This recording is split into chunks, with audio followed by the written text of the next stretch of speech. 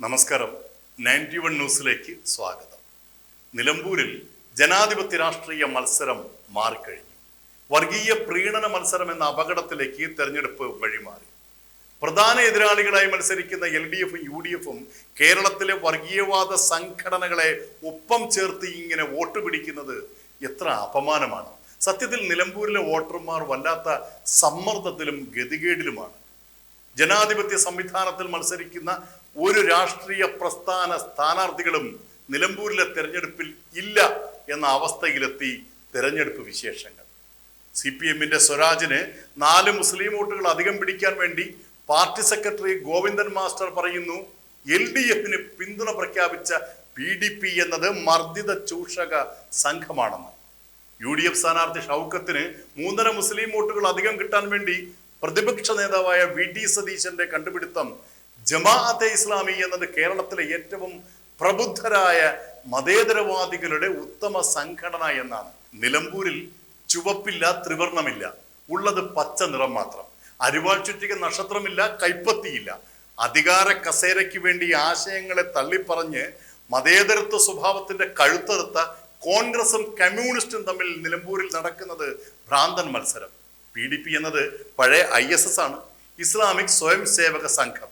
ആയുധങ്ങളുടെ പിൻബലത്തിൽ 100 കണക്കിന് കറുത്ത വസ്ത്രങ്ങളണിഞ്ഞ body guard ശക്തിയിൽ കേരളത്തിലുടനീളം അബ്ദുൽ നാസർ മദനി നടത്തിയ വർഗീയ വിഷം ചീറ്റുന്ന പ്രസംഗങ്ങൾ കേരള ജനത ഇന്നും മറന്നിട്ടില്ല.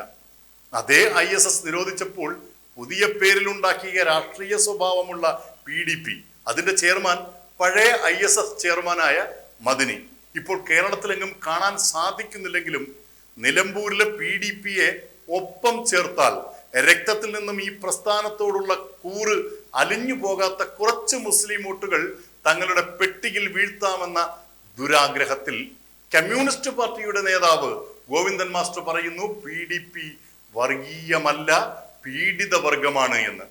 കോൺഗ്രസിന്റെ ദേശീയ നേതാവ് രാഹുൽ ഗാന്ധി എതിർക്കുന്ന മുസ്ലിം ബ്രദർഹുഡിന്റെ അതേ സ്വഭാവമുള്ള ഇന്ത്യയെ ഇസ്ലാമിക രാഷ്ട്രമാക്കി മാറ്റണമെന്നും ഇസ്ലാമിക പ്രാർത്ഥന മാത്രമാണ് ശരിയായ ആരാധനാ രീതിയെന്നും പരസ്യമായി ആഹ്വാനം ചെയ്യുന്നവരുടെ സംഘടനയാണ് ജമാഅത്തെ ഇസ്ലാമി.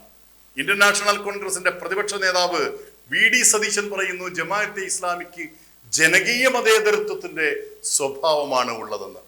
നിലമ്പൂരിലെ UDF സ്ഥാനാർത്ഥി ഷൗക്കത്തിന്റെ പിതാവിന്റെ വാക്കുകൾ അദ്ദേഹം മനഃപൂർവ്വം വിസ്മരിക്കുന്നു. ഇത് ജനാധിപത്യ രാജ്യത്ത് നടക്കുന്ന രാഷ്ട്രീയ മത്സരമാണെന്നും ഒരു വർഗീയവാദി സംഘടനകളെയും തങ്ങൾ ഒപ്പം ചേർത്ത് നിർത്തില്ല എന്നും ജനങ്ങൾ മനസ്സാക്ഷിക്കനുസരിച്ച് വോട്ട് ചെയ്യണമെന്നും പറയുവാനുള്ള ആർജവം കേരളം മാറി മാറി ഭരിച്ചു മുടിച്ച LDF UDF രാഷ്ട്രീയ സംഘടനകൾക്ക് ഇനി തിരികെ ലഭിക്കുമോ എന്ന് സംശയിക്കേണ്ടിയിരിക്കുന്നു. ഓർമ്മയിൽ നിറയുകയാണ് അഭിമാനത്തോടെ 2 നേതാക്കൾ, K കരുണാകരനും EK നയനാരും.